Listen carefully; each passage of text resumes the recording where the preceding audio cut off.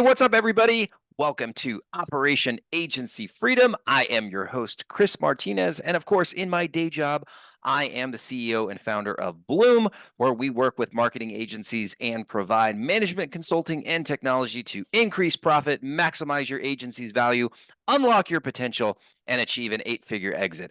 And today I have got Richard. Oh, Richard, I should have clarified how to pronounce your last name. I'm going to give it a shot. Richard Taubinger. Is that right? Yep, close enough. Close enough. Close enough. We'll take it. He is the CEO of The Conscious Marketer, where they help serve people who hate marketing. I love that. Richard has a background in investment management, higher education, and digital publishing. He holds an MBA from the University of Chicago Graduate School of Business, and he is a chartered financial analyst. I should say was, because that is a retired status. He does, this is one thing that I think is really, really cool, is he splits his time between Barcelona, Spain, and Maine as well. And he loves to travel. And at one point in time, he was also the assistant director of global management of the global management program at the Stanford Graduate School of Business. And he's also got his own podcast. I believe it's called the Conscious Marketer Podcast. I was just listening to it. That's a really good show. He has some really good guests on his show. So welcome, Richard. How are you today? I'm doing great, Chris. Thanks for having me on your podcast. I always like getting on podcasts and talking about agency stuff and helping people. Great. Well, it's glad to have you here. I think you said you're in New Hampshire as of right now. I'm in New Hampshire. My daughter's at a horse camp, and I'm at an Airbnb nearby, just working and doing a little bit of writing and, Living digital the lifestyle. dream. Living the dream. Well, why don't you give us a little bit about your history, because you've done a lot, right? You've been running the Conscious Marketer for quite some time. I think you said 17 years.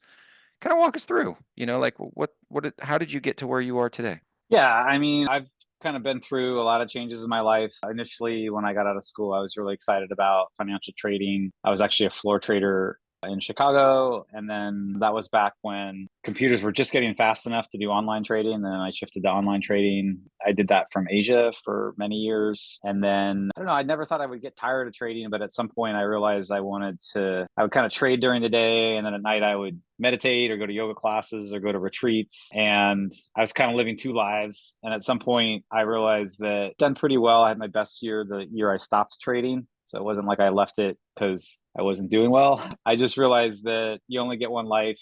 And I was really feeling a calling to figure out how to help the world and be of service in some way. I had gone through some meditative changes and some inner changes. And kind of what I was shown was that I could help the most people by kind of using my business skills to help people get their work in the world.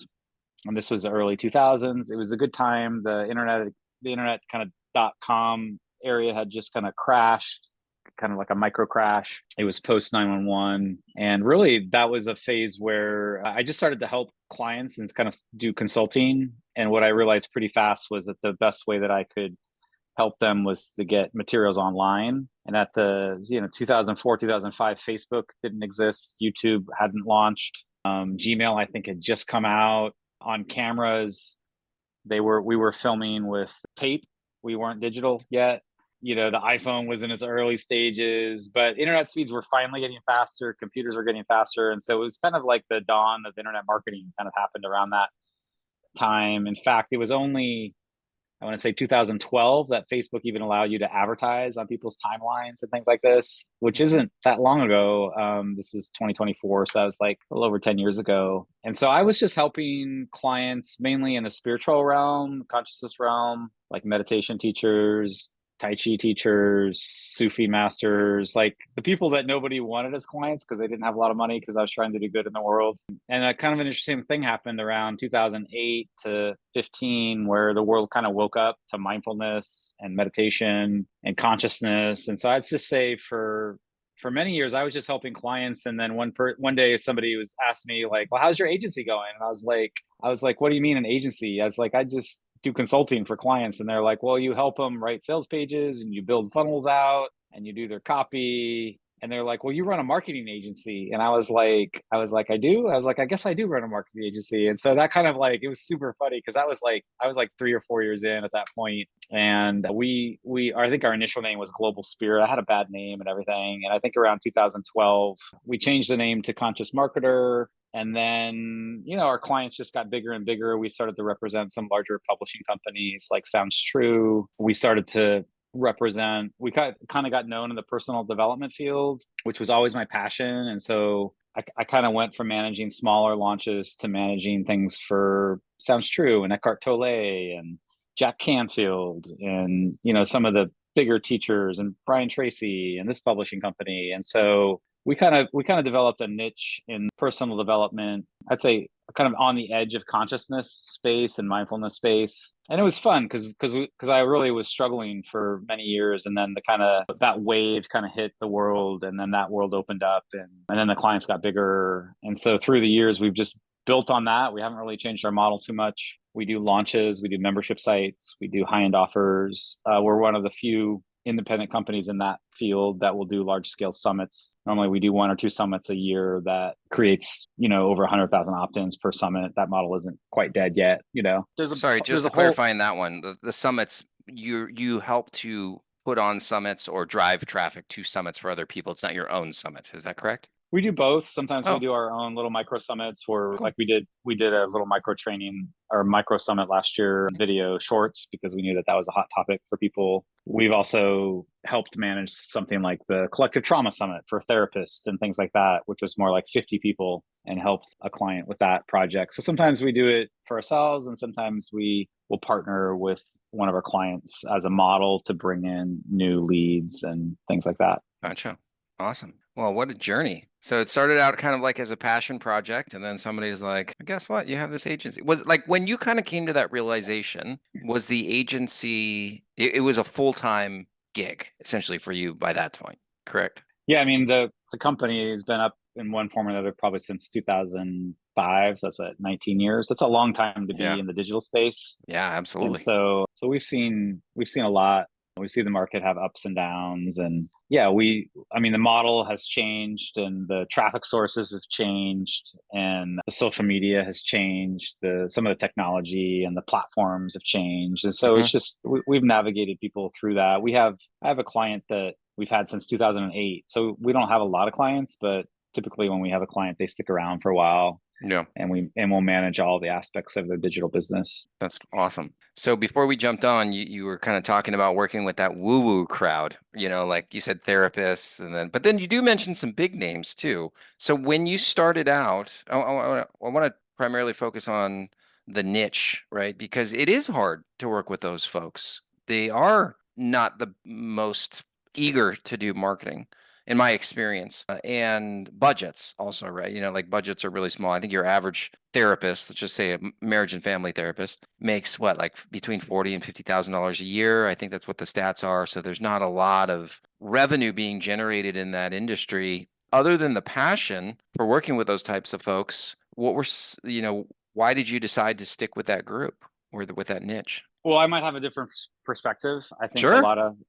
therapists have 6-figure businesses. We work with some that have 7-figure and greater businesses. Right. There is especially in the last 5 years, there's been a big emergence and a demand for therapy through COVID and things like that. And then, like any field, there are people who are leaders in that field. And so as agency clients, I would say like sometimes I call it the reluctant marketer. So it's not so much that they dislike marketing how it's done traditionally, but if you're selling a meditation product or a therapy product that's meant to serve somebody and do good in the world, like scare tactics or false scarcity or the countdown timer, cheesy videos, so I think the truth is that there's a lot of marketing out there that's done badly and actually devalues the product. And so what I would say is, to not in defense of them, but just I think they have a much higher level of integrity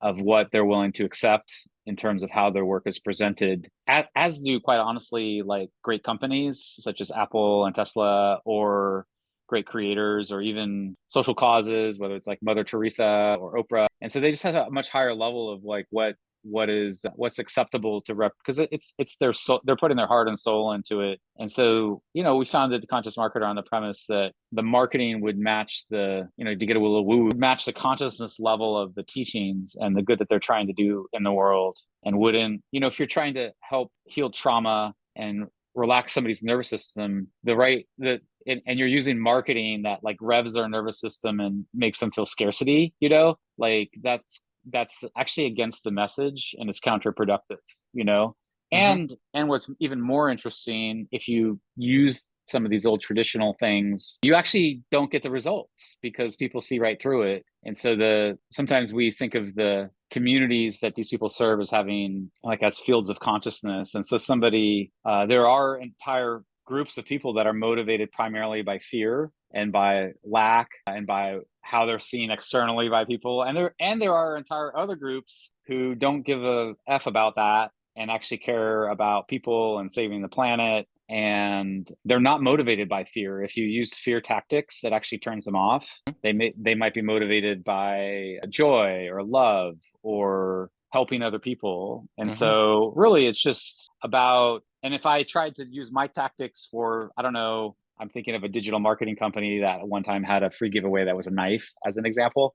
Okay. I won't share who that is, or things like that. If I tried to use some of the messaging that I have for our audience to sell survival products or something like that, it wouldn't work either, And so there's different marketing agencies. So our market just tends to be people who are more heart and soul driven. And we want our marketing to be in resonance and create kind of an attractor field, both to attract the people that resonate with them and literally to repel somebody who are like, yeah, that's just not for me, which is fine. There's no judgment there. Just so you know, there's no judgment. It's more just, that's kind of the people we serve. And so that's the need we served, and we saw the need. And so, a big spiritual teacher, they're not going to want to work with an agency that doesn't really look after their reputation, their brand, and who they are in the world. Does that help clarify? Yeah, no. It definitely does. I have a follow-up question. So when you were getting started, as you'd mentioned, the mindfulness space, for example, was not nearly what it looks like today, 2024, like 2005, 2007, it was completely different.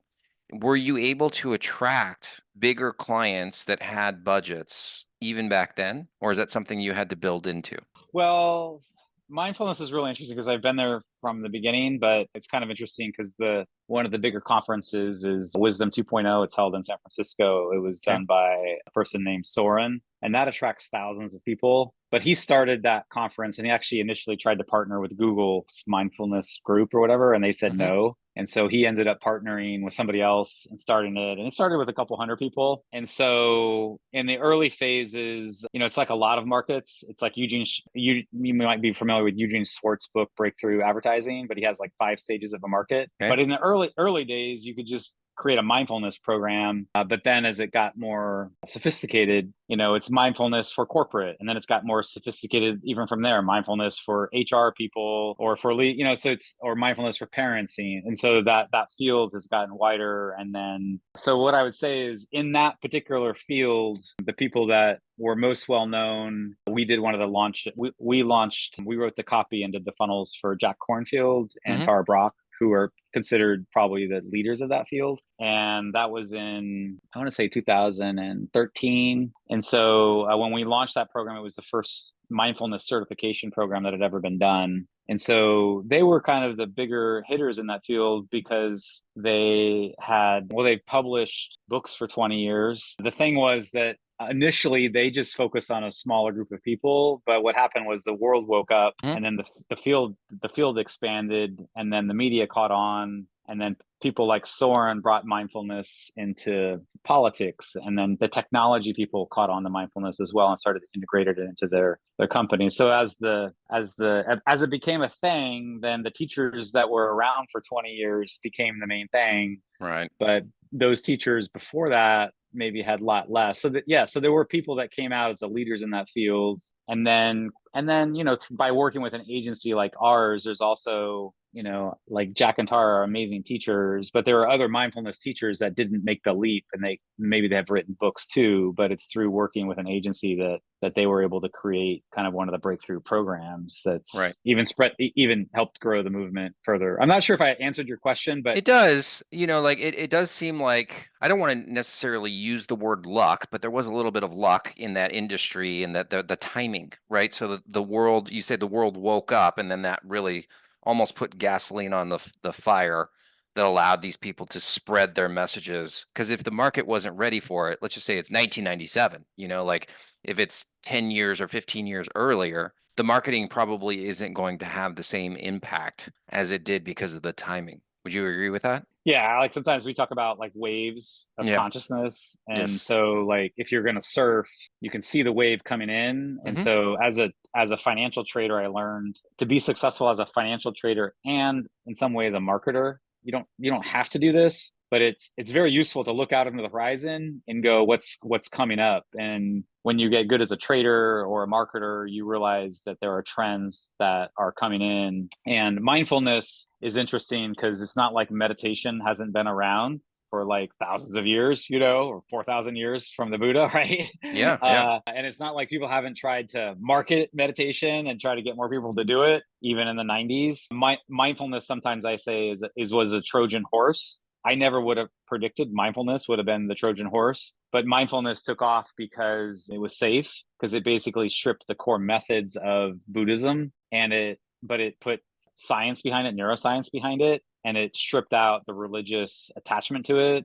And Hmm. because it was able to do that, it was shown as a tool for productivity and reducing stress, but it also wasn't attached to a religion. So Yeah. primarily meditation through the ages has been attached to religion. And so I've thought about this a lot, you can tell. Hmm. But the reason mindfulness took off is because it stripped out the religious connotations to meditation to see it as more of a technique. Yeah. Now there's a plus and minus to that, because some would say that the meditation got watered down to a stress relief technique, and there's a lot of truth to that. But the good point is that if you start to do mindfulness, it's a gateway into consciousness and into actually finding a real tradition. And we need more of that in the corporate world, because in the past you couldn't introduce anything spiritual in the corporate world because that was rejected. That's also Yeah. changed in the last 10 years because of mindfulness. That was actually the Interesting. crack in the door. Yoga in the 90s wasn't really allowed in the corporations. It took a while for it to be seen as not something that was Indian, but almost physical practice to release stress and things like this. So you've seen a lot of these things come in. Shamanism had its own thing too, where it was stripped away from the cultures they were in into like a repetitive percussion. This was Michael Harner, the Foundation of Shamanic Studies. And now some people would say, hey, you're culturally appropriating these That's where things my that, mind goes. That's where I'm glad yeah. you brought that up, because And what I'm so hearing is that we got to make it more palatable for a white audience, and then it will be generally more accepted. A white Christian audience is what I'm hearing. yeah, but then that also drives people back to the real traditions and the indigenous traditions. And then you have to ask, if something shifts your state of consciousness through repetitive percussion or through your iPhone, a track on your iPhone, is that really, and that method was used in like 50 different cultures around the world, is it really embedded in one tradition, or is it something that's embedded in human consciousness that we just find different methods? And I won't make a judgment on that or not, but yeah, so there's discussions on that and DEI and other things like that I think are useful. And that stuff has arisen as well through the collective consciousness, because it's been needed in the world, because certain groups have been taken advantage of, Yeah. or I think of you ayahuasca, know the explosion of people wanting to do ayahuasca. I don't know if you've ever done that before. Have you heard of it before? yeah, I am Okay. familiar with ayahuasca. Okay. And even ayahuasca and DMT and things like that DMT. are used in psychedelic therapy now. It's Yes. actually an accepted thing. You have some of the institutions we've worked with, internal family systems and other, have courses on psychedelic assisted treatment. So Yep. in the early 2000s would have been illegal, literally Yeah. illegal. Yeah. And now there's science-based proof that these things can help veterans and help all kinds of things. Yeah, so it's And amazing. it's And been they're over like, yeah.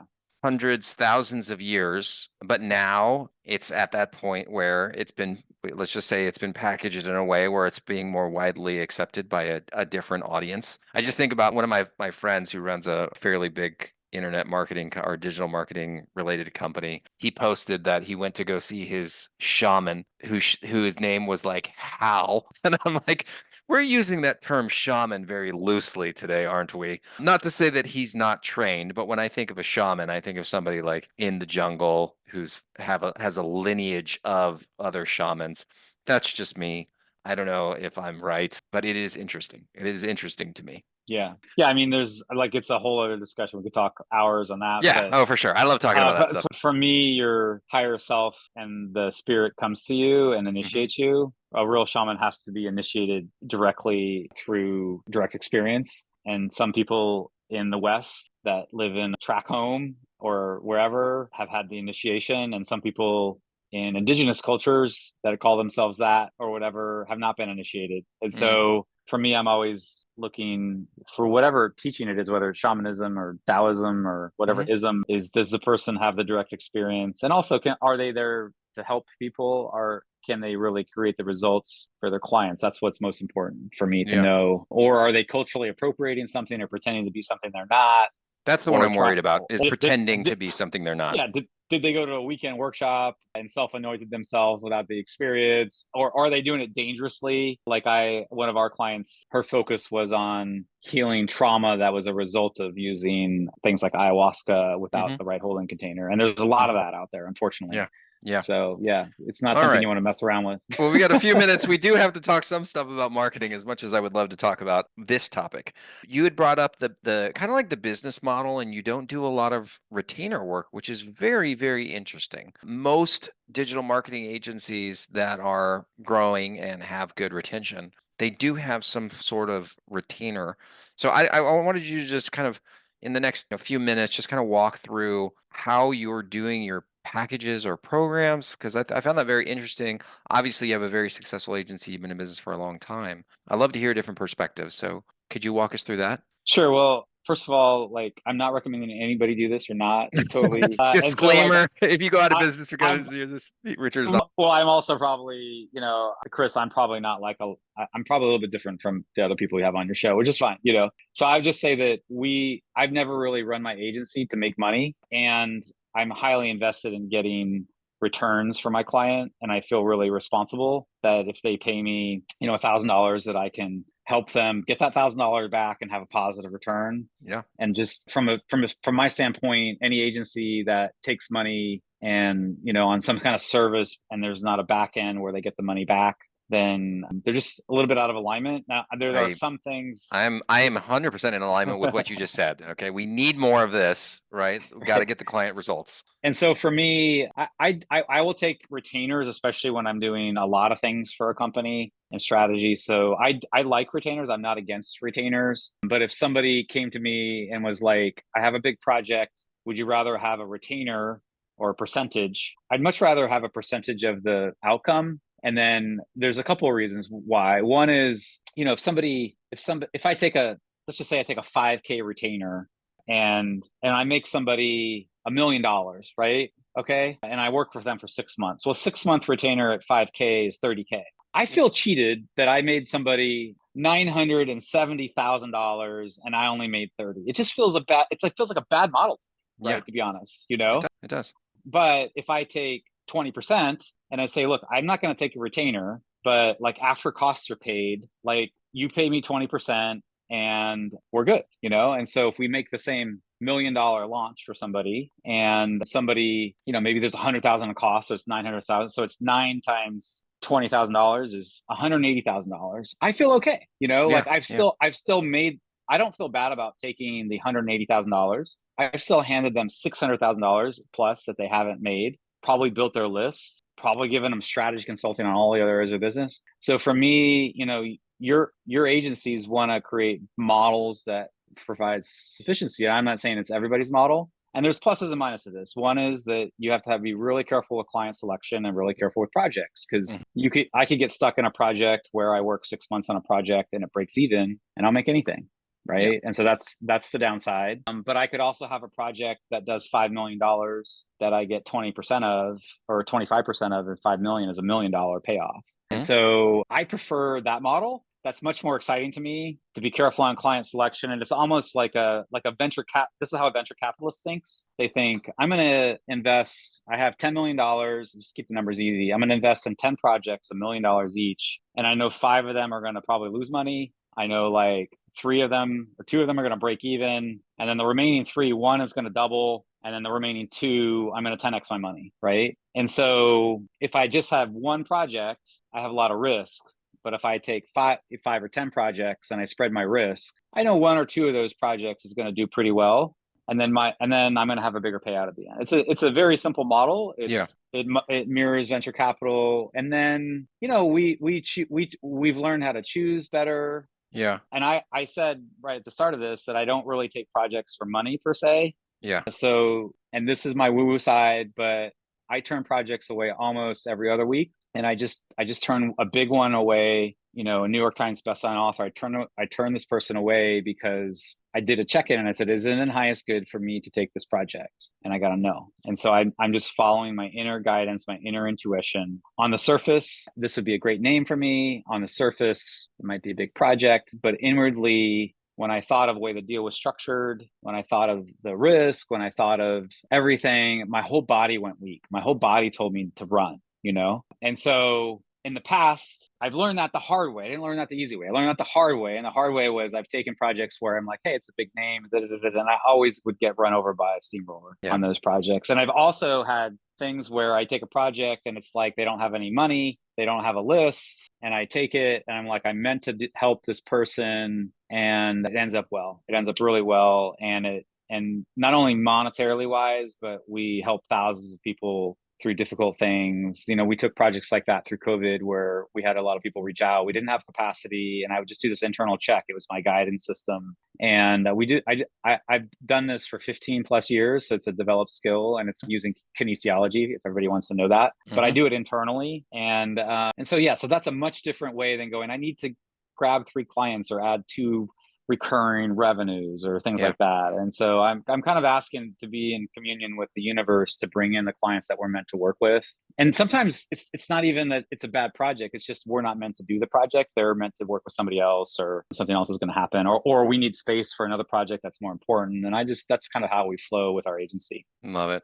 This is a fascinating conversation. I want to have you back on the show so we can dive more into this. I've never had a guest like you before that's financially doing as well as you are. Like I've kind of seen people that are more, I don't even know how I would say this, like there are people, and I'm probably one of these people that's more like numbers driven. And I have a new book that's coming out called Facts, Not Feelings. Right.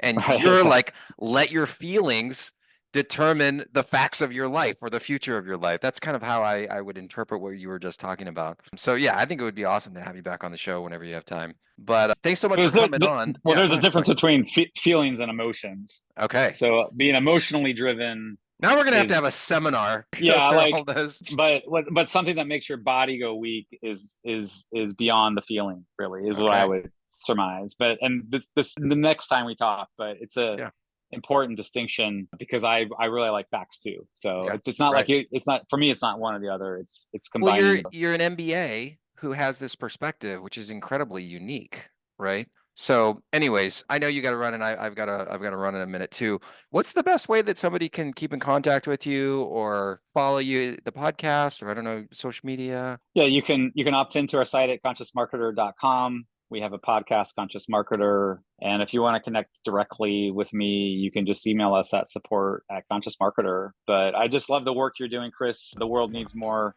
agencies that are helping people get their work into the world. So I appreciate you. And thanks for inviting me on the podcast. I really appreciate it. Likewise. Thank you. Talk to you soon. Hey, thank you for listening. And if you enjoyed this episode, it would mean so much to me if you would subscribe to the podcast and also share it with friends, family, and basically anyone you know who will find the same value in this episode as you do. So, to get the latest from me, then let's connect on social media on the Facebooks at facebook.com or Instagram. Then you can also find us on LinkedIn, YouTube, and even TikTok. Yes, I'm back. We are on TikTok. Finally, go to our website where you can see all of our other episodes of Operation Agency Freedom. Register for live trainings on how to run a highly profitable agency and you can see exactly how we help marketing agencies fix their operations and scale to 8 figures and beyond. Thanks again for listening, and I will see you next time.